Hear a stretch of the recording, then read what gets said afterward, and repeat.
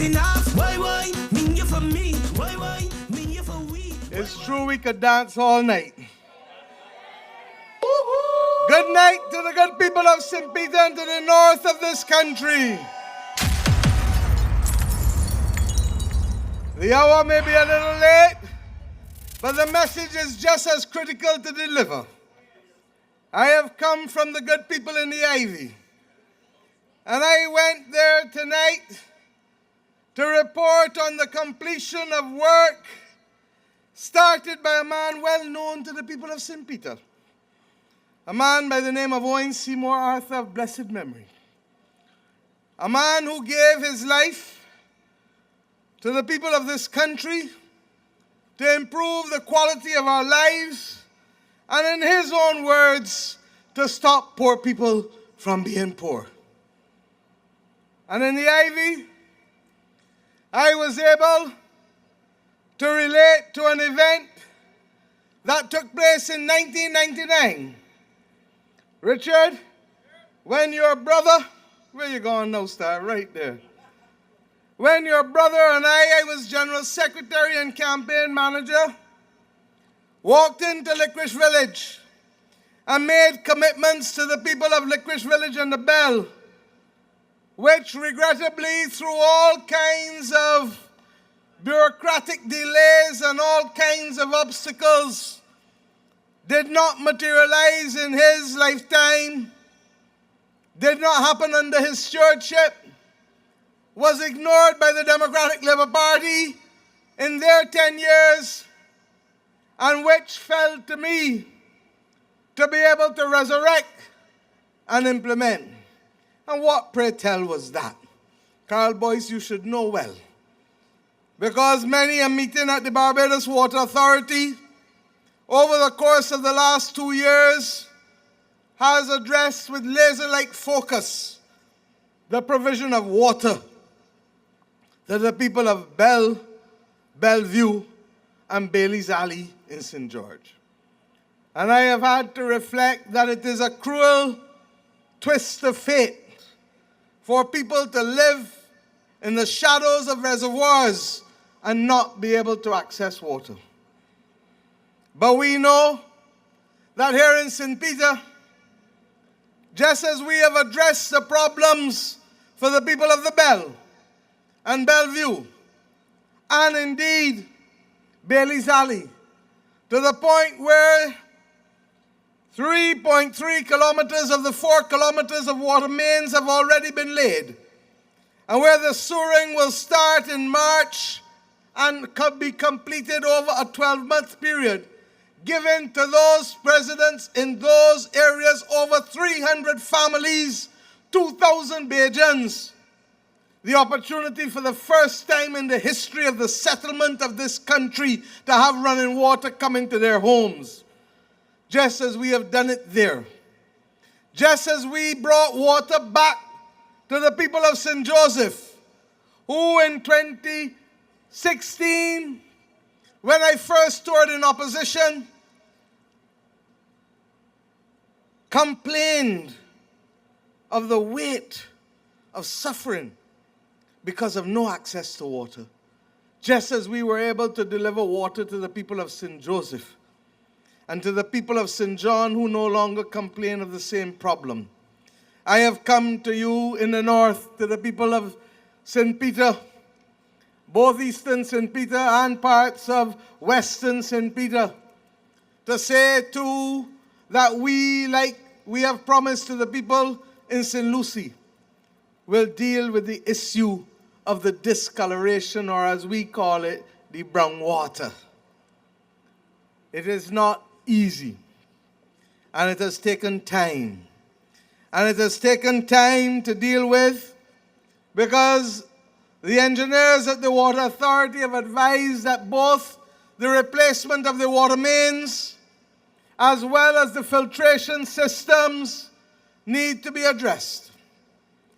And as Minister for Water Resources and as Prime Minister of this country, I advised in the last budget before Parliament that the residents affected in St. Lucie and those parts of St. Peter should not have to pay a basic water bill from April of last year for 12 months until the end of March of this year to give us the opportunity to conduct the work, because it takes time to be able to replace those mains. It takes time to be able to put the filtration systems in place.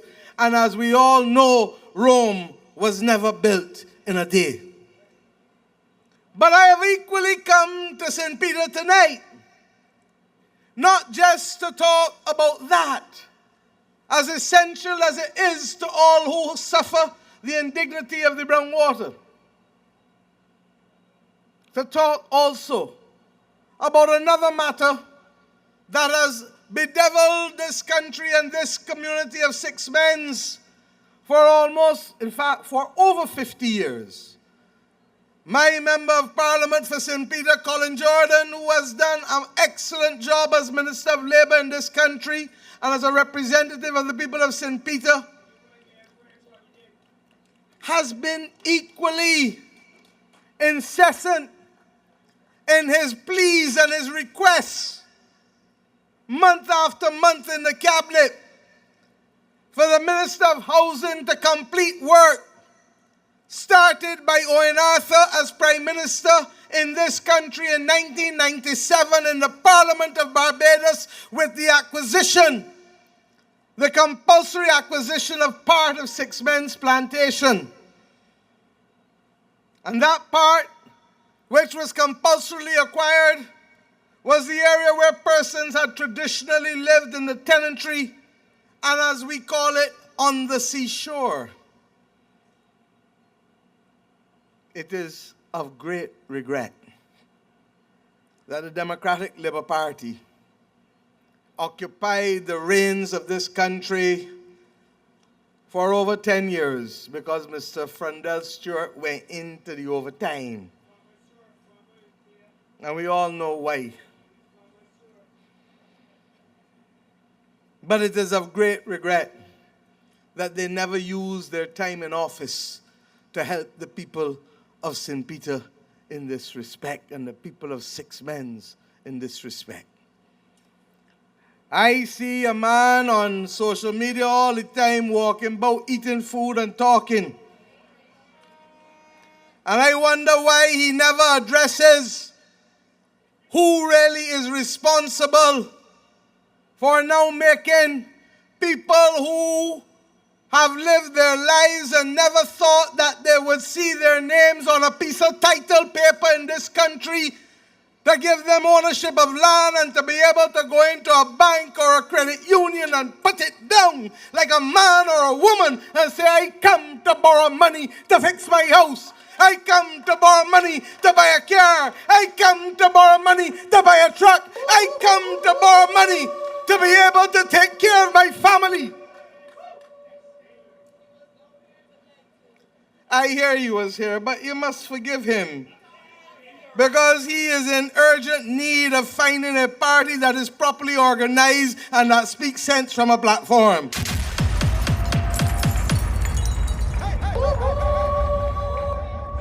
Do not shoo him away. Just tell him, sit and learn.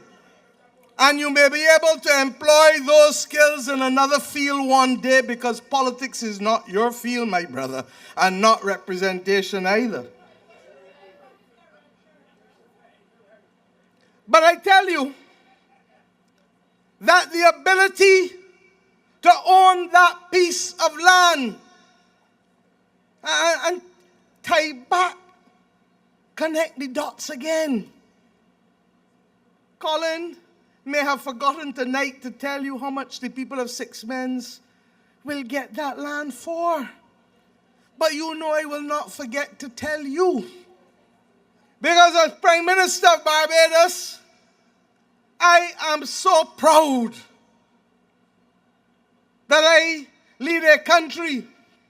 And as leader of this Barbados Labour Party, I am even prouder that I lead a political party in whose records of achievement lie the land redistribution in a country as small as ours, in the name of reparations and historical correction of wrongs by being able to give people who live on tenantries throughout the length and breadth of this country the right to buy land at 10 cents a square foot, almost 50 years after Tom Adams introduced it under the Tenantries Freehold Purchase Act.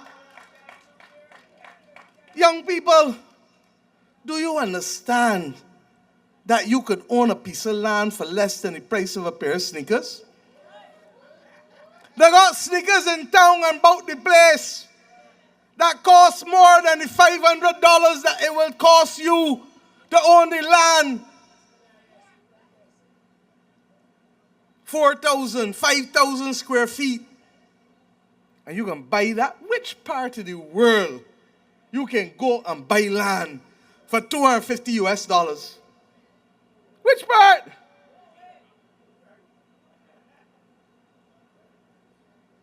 I need us to understand that when I ask you to stay with the Barbados Labour Party, I'm not asking you because I'm trying to appeal to the fact that we feel that you should like the color red or that we talk better than others.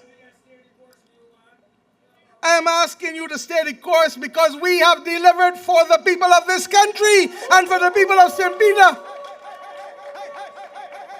I am asking you to stay the course because from Alaska in the north of this hemisphere to Chile in the south, every country in between, there are very few other countries that can say that we looked at the poorest and most vulnerable in our population, the people who were treated as beasts of burden for centuries, and that we said, you have already paid for this land over and over and over and over through your blood, sweat, and tears. And today, we ask you just simply to consummate that relationship with the paying of 10 cents a square foot. And admittedly, 10 cents a square foot today is much less than it was in 1981 when Tom Adams introduced it. And any of us, or in Arthur or myself, could have said, bring it up with the index of inflation. We didn't do that. So that when the people of Six Men's, the 37 who have already received their lots, their papers, letters of offer. And you know me, I don't walk with paper normally, but I have brought the plot plan. And I've brought the brief from the Ministry of Housing. Because I've not come here to talk about promises. I have come here to talk about record, the red record. I have come here to show you that when I asked you to give us the vote and watch us, that it was not an idle request. And you know, because last year on the 28th of July, your Member of Parliament and the Ministry of Housing met the residents in the Berean Bible Baptist Church in Six Men's to update the residents of what was going on. Not true, Colin? I ain't come here to talk idle talk. I've come here to give you the facts. And the truth is that the then Minister of Housing and the MP and the staff of the ministry and the National Housing Corporation met with 132 tenants. I tell you about 300 families in the Bell and Bellevue and Gold and Bailey's Alley. And I come to St. Peter to tell you tonight about another 132 families. And you knew that the only thing left in the way for getting your title papers is to get the surveys done. Because you and I both know that if you don't have proper surveys, proper line marks, that is what could cause problems between neighbors. When I started practicing criminal law in this country, many of the problems that went into the magistrates' court, some of which were people charged with wounding and assault, was because people do things over the line that they shouldn't do, or water run over the line, or people build a fence over the line, or the pear tree and the mango tree coming over the line and dropping on people's rooftop. A lie? So that getting the surveys was important. And we've done that. And the first 37 residents, qualified tenants, have gotten their letters of offer. I have the second plot plan that outlines the next 40 lots for qualified tenants, because this is not a promise again. This is reality. And the remaining surveys are being undertaken such that you will see all 132 qualified tenants being able to change their relationship with this country and this democracy, change their relationship with the Republic of Barbados by becoming owners of property and shareholders in this Republic of Barbados. But there is so much more that is to come. And I have come tonight to tell you, join me and meet me in Golden Square this weekend. Because we will begin to outline to you not only a record, but a continued mission of transformation that puts you at the center of all we do. That looks at your circumstances, that looks at the difficult situation we find ourselves in today's world, that confronts boldly our domestic challenges. We don't hide from them. Last night I told you we have nothing to hide and everything to show. And I have never been more excited by a manifesto than I am about the one that we are about to launch. Because I believe, like the words of our anthem, that greater will our nation grow if we make a covenant with the people of Barbados. But you here in St. Peter know full well that we haven't come to paint only a rosy picture. We confront problems where they exist. And I know that you have had to bear with some roads that have not yet been fixed. Some have been, but all cannot be done at the same time. If we decided to go to Shafet to get a roti or a snack box of chicken now, and 30 of us decide we want it, Shafet can't give all 30 of us at the same time. What will happen? Everybody gets there, but sure, everybody will eat the food. It is the same with the roads. And I know that you have already seen the beginning of that. There are some parts of the country that are still waiting for their reservoirs and tanks. Colin, you have yours, your pretty black tank. Carl, where are you? Tell them, not one, not two, how many? And there are some parishes that are still waiting. And that is the nature. That is the nature of the provision of services. But I am here tonight to tell you that I have seen and I have provided the funding since last year, October. Not now. And we all know what it means to start a road. You got to do the surveys first, just like the land in 6 months. You got to survey because you can't go and put road on nobody's property just so. And after the surveys are done, you got to be able either to decide whether you're going to do the engineering designs yourself or you're going to outsource that as part of the job. And in our situation, what happens at Christmas time with contractors? They stop work to shut down for the season, not true? So everybody know from about the 3rd week of December to about the 2nd week of January, the men who work in construction go and all take their rest, because the Lord determined that you shall work for 6 days and Colin do what on the 7th? And they too are entitled to that rest. But it does mean that the level of heightened activity that you would normally have seen in the middle of the year has not been there. And I am aware, because I am the one who set the date for the elections. But I am also the one who knows that contracts have been issued for a number of roads. And to those in Centipede Alley, and to those elsewhere in St. Peter, the work will be done. Because there is no part of Barbados that must be left outside of the realm of being able to access decent services. This is the same government who came to office in 2018 and gave a commitment to buy buses when no government of Barbados had bought buses for 23 years. And today, we have bought 121 electric buses that purring through the corridors of this country.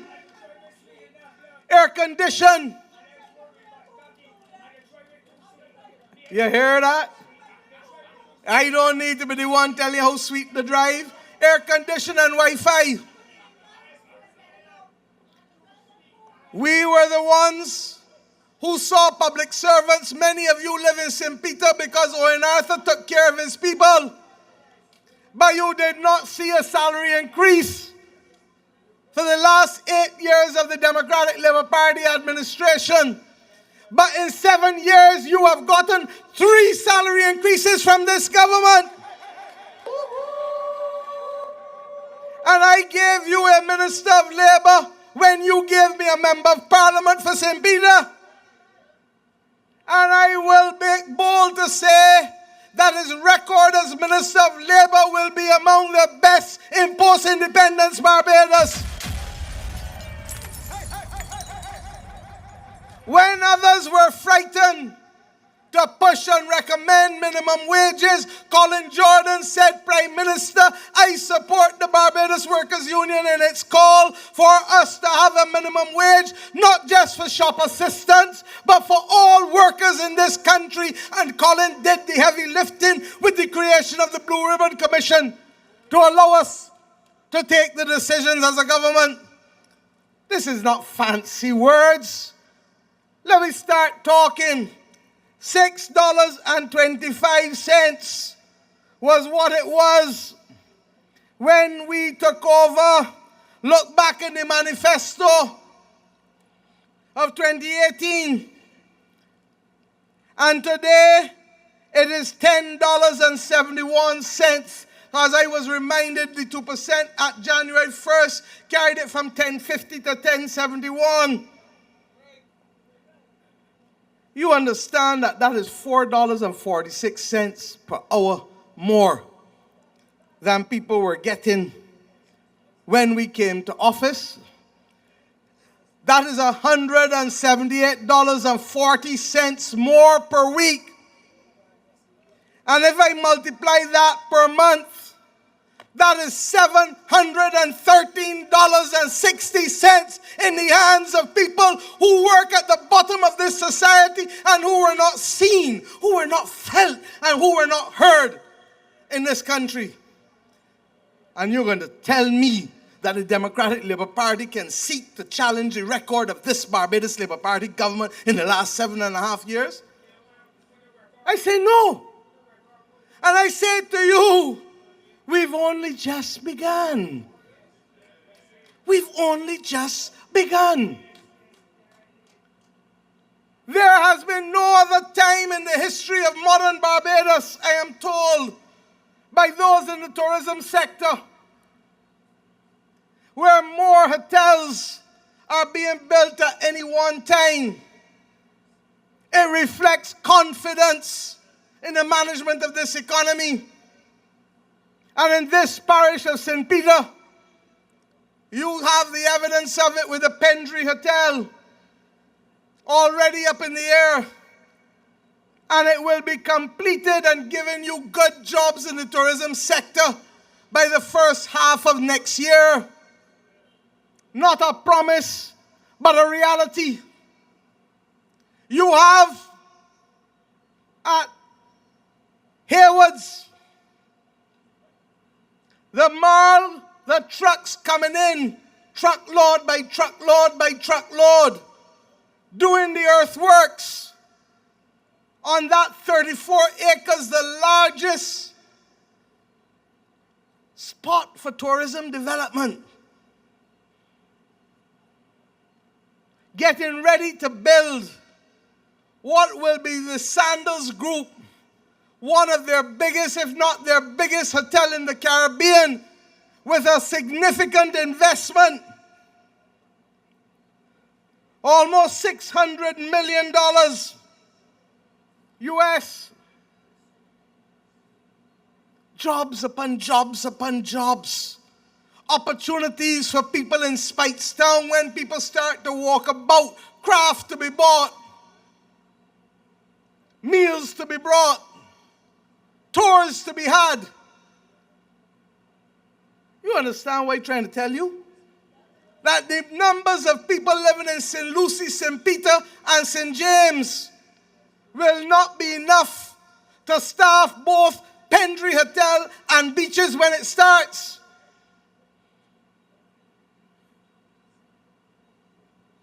And there are proposals for other investments in this parish of St. Peter. And you will hear more and more about them. But this government didn't just take these investments. I certainly didn't ask anybody for nothing for them. What we did instead was to tell them that we want to see you make commitments to the community.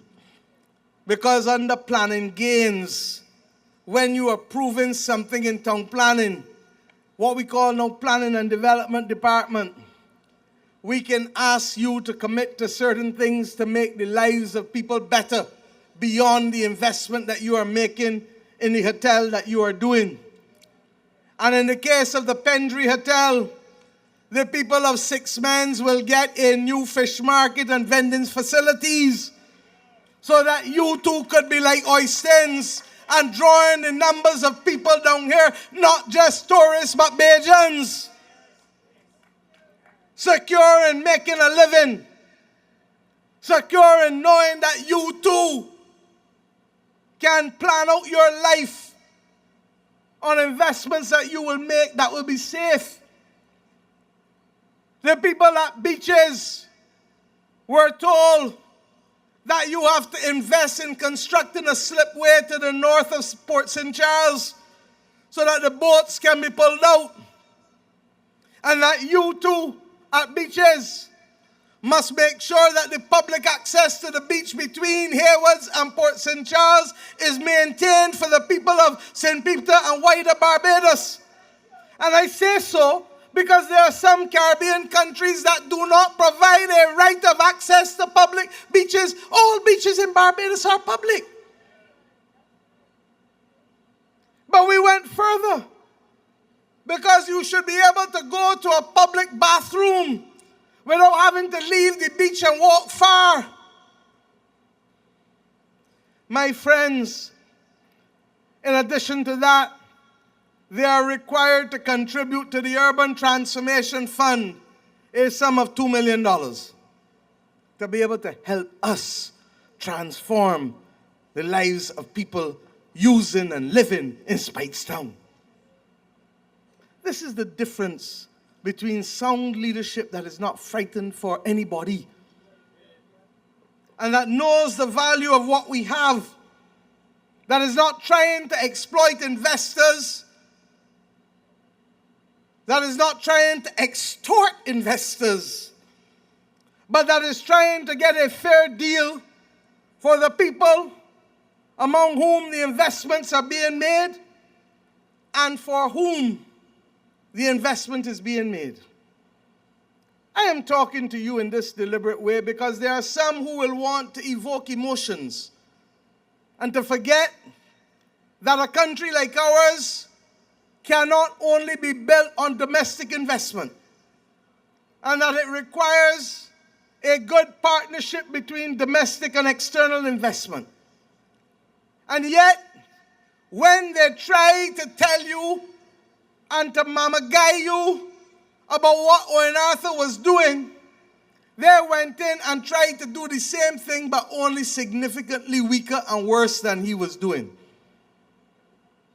Because the truth is that whether it was Grantley Adams with the establishment of the Barbados Development Board in the 1950s, or Errol Barrow with the Barbados Tourist Board with Peter Morgan, or Tom Adams, or Bree St. John, or Erskine Sandiford, or Owen Arthur, every leader of this country understands that tourism has been our business, and it has helped us lift up the quality of lives of our people. Do we believe that all is well in the tourism sector? No. Do we believe that there's room for improvement? Yes. But we understand how it has made a difference. And if you ever doubted it, when COVID came, not even the pig farmers could sell all the pork that they were producing in Barbados because they realized that the extra visitors every week in the country were no longer coming, and therefore there was not a need for people to buy food in the same volume as when you had tourists in the country. We understand the importance of balancing service and giving service in the hospitality sector without giving servitude, especially in a country that has been for centuries a victim of the worst form of tyrannical behavior exploiting human beings. And we equally understand the pride of the people of St. Peter, going far back to the 17th century when King Cuffy tried to be the first person to lead a rebellion against oppressive and tyrannical behavior in this country. Never forget your history lest you be subject to repeating it. I say these few things today to give us context that we are doing the small and the large things. The small things to make lives better for the residents who do not have access to clean water or water that ain't brown. The small things in the national perspective, but the large things for the homeowners who will now have a piece of title that can change the development of their families forever. The irritants, like addressing the state of the roads. And you know, I haven't spoken about the climate crisis, but if you want to know where the climate crisis hits us hard, among the hardest, you need go no further than 6 months. I am old enough to remember houses on the foreshore. And for those of you who are young, go and ask anybody, ask Frank Jilks and any of the fellas down there, what used to be on the foreshore.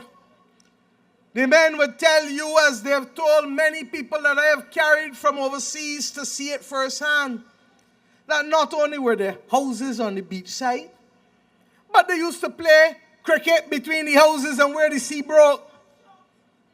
And now you got hell to avoid the sea breaking in the road because of the beach erosion.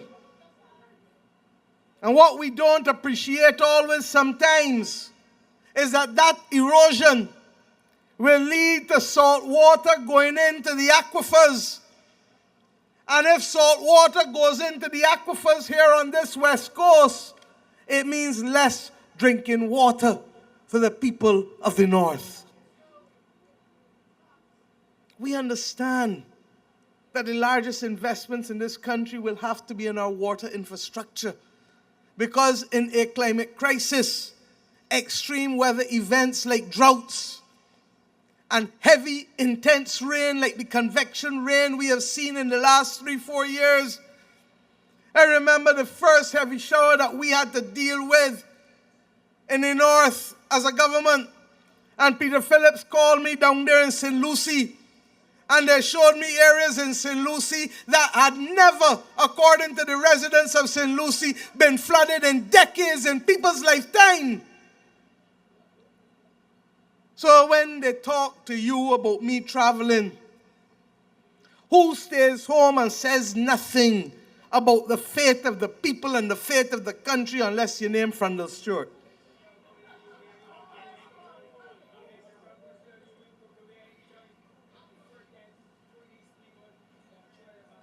I don't travel because I like it.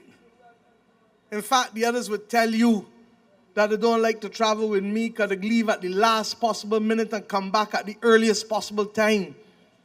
Then I will go away and travel 8 and 10 hours and spend one day just and get back home. Others will leave here a day before, get there and spend a day, then have the meeting the next day, and then spend the next day and then come back. That is what the Democratic Labour Party people used to do. And where some of my people want to do it, I ban them from doing it too, because I tell them if I can withstand it, so can you, because I older than many of you. But I say these things because what has happened to the people in Six Mens and the residents of St. Peter can see it firsthand, and the residents of St. Lucie and St. James, is as a result of the climate crisis.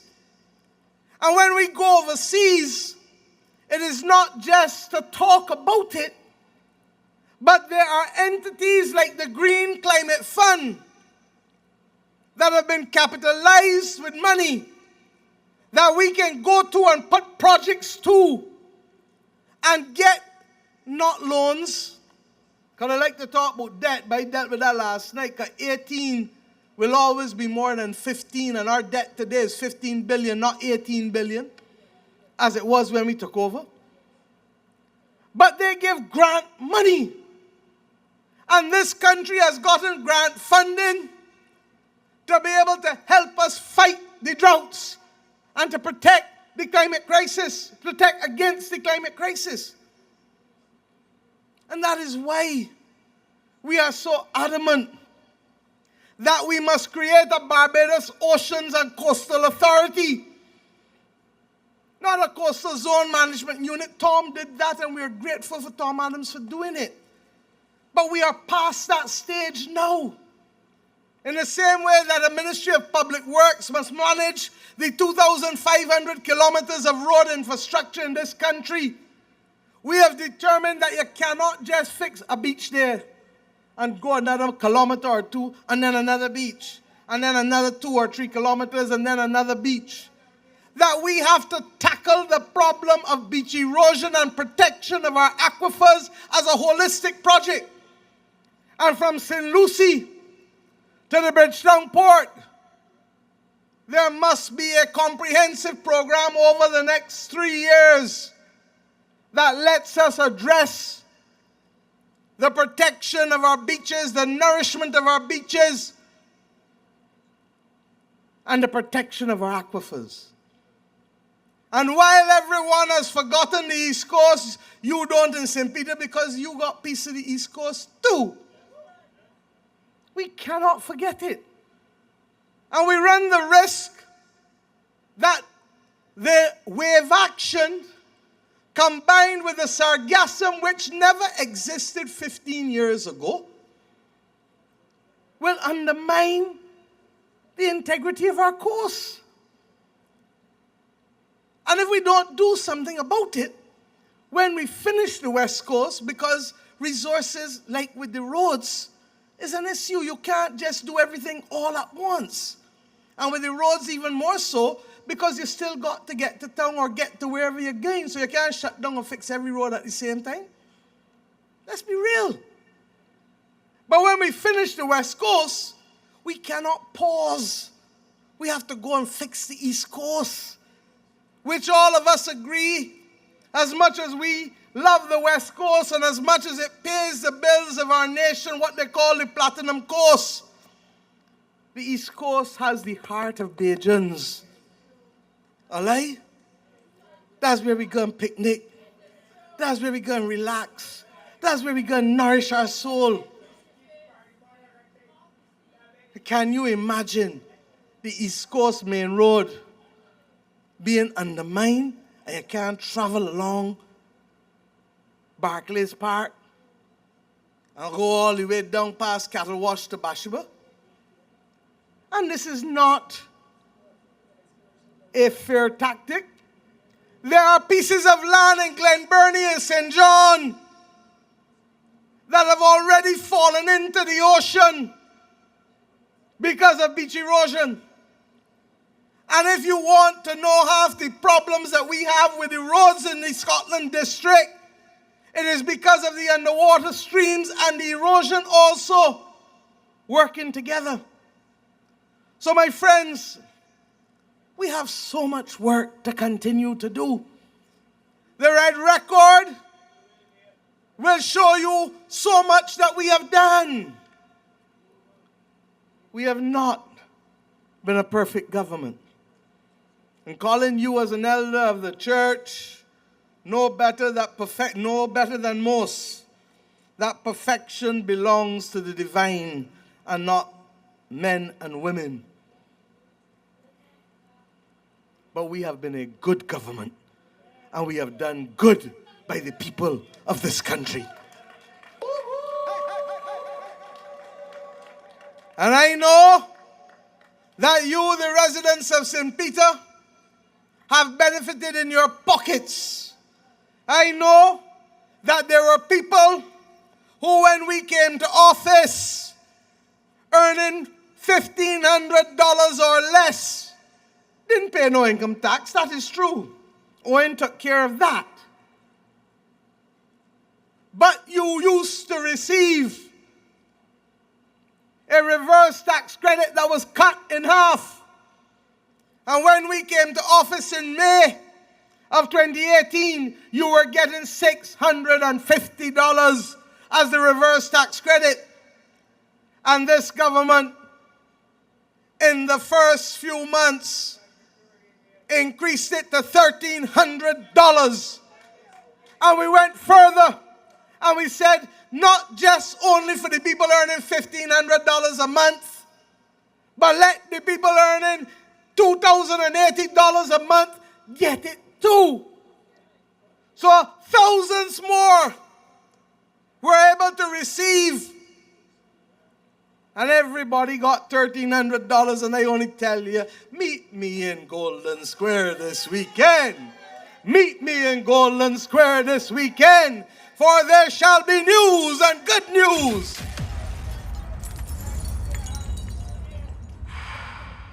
Exercised by a responsible government. Not a pie in the sky, not a promise to remain like comfort to a fool, but programs and plans built on a record of credibility and doing good by people. There were people earning between the same $2,080 and just shy of $3,000 a month who paid taxes in this country. And in 2019, we introduced something called a compensatory income credit. A lot of fancy language to say that when you pay your income taxes each month in PAYE, that at the end of the year, so long as the government can afford it and so long as nothing bad ain't happened to our cash flow, you're going to get back every cent. And what did you get? You get it back after 2019. You get it back in 2020. You get it back in 2021. Help me. You get it back in 2022. You get it back in 2023. You get it back in 2024. And with God's grace, you're going to get it back for last year in 2025. I can't speak about the other government, the other party. I can't speak about the record of the Democratic Labour Party. I can only speak about in here. And I know that if it is your will to give Colin Jordan the vote in St. Peter, and if it is the will of the people of Barbados to give the Barbados Labour Party the vote, you will get it back with God's grace. And God knows who else might get it too.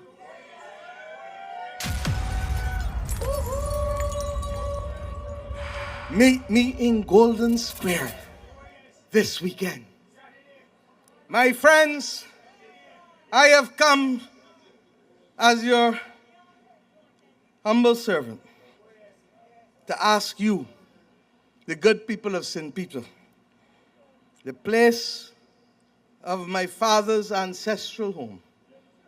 My father was born right here in Speightstown on Queen Street. My uncle, Elton Elombe, as you would know him, was equally born there. I have a great uncle whose name was Sal Collins. And many of you would know that right next to Alexandra School was where he lived. And I would come as a child and visit him and his wife, who was from Dominica. Many of you knew them. He was a tailor. He lived in Guyana for a little while and he returned home. I hear he was a good tailor. It's the first time I ever read a Western book. Remember them Western books that used to be? Michael Holt, I saw you there. Written by Louis L'Amour. First time I ever read it. So that my memories of St. Peter as a child have been good memories. And I would not know how else to relate to the good people of St. Peter in the manner befitting them. You have given us Colin Jordan. And Colin Jordan is so well respected the world over. You go to Geneva and you call Colin Jordan's name in the International Labour Organization. And I had to tell him, no, you cannot thief him from me yet. You might thief him in the future, but he is to be available for work for the people of Barbados again. And all I have to say about Ralph Thorne tonight is that if you ever wanted to see a tall man humiliate a Lilliputian, watch every debate where Colin Jordan talked after Ralph Thorne in Parliament.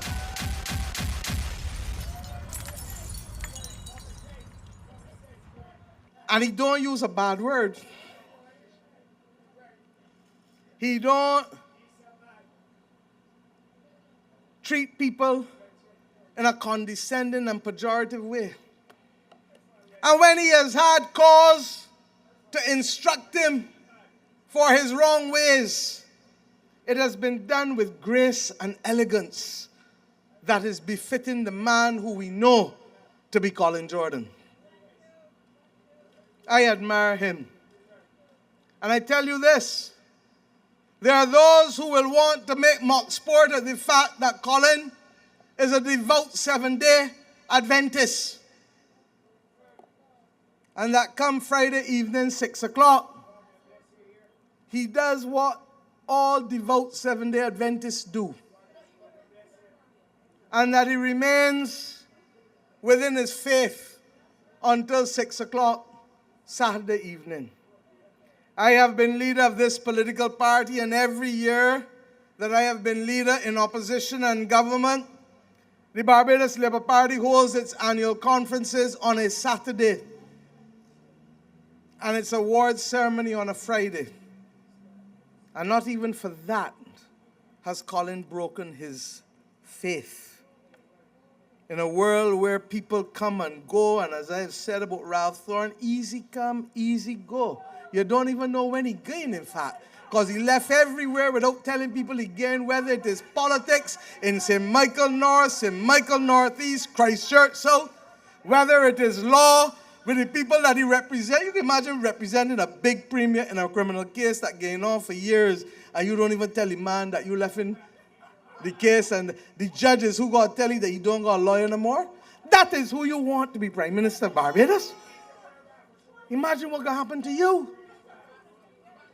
So I say to you tonight, give me Colin Jordan and give me permission to continue the good work of the Barbados Labour Party government. There is much to be done. But more importantly, the world in which we live is not the world that most of us knew. We have had to learn, as I say all the time, to walk in between the raindrops. And we have had to learn to fight the vicissitudes of challenges from ashfall to freak storms to hurricanes because of the climate crisis, to erosion, to drought, to cost of living assaulting us like a robber in the middle of the night because most of what we use is not made in this country and therefore the inflation is imported. But this government has sought to protect you. And then during this campaign, you will hear how, and you will hear how we will continue so to do. But suffice it to say, to those who must return home, and to those in whose houses they are hearing my voice, give us the chance to continue the good work and to continue to allow our nation to grow. For in the anthem we have learned, greater will our nation grow. And that was not intended for only those who lived at the time of independence, but it must now be the ambition of each and every Barbadian man and woman. I ask you, give me Colin Jordan, and let us continue the work. Good night, and God bless you.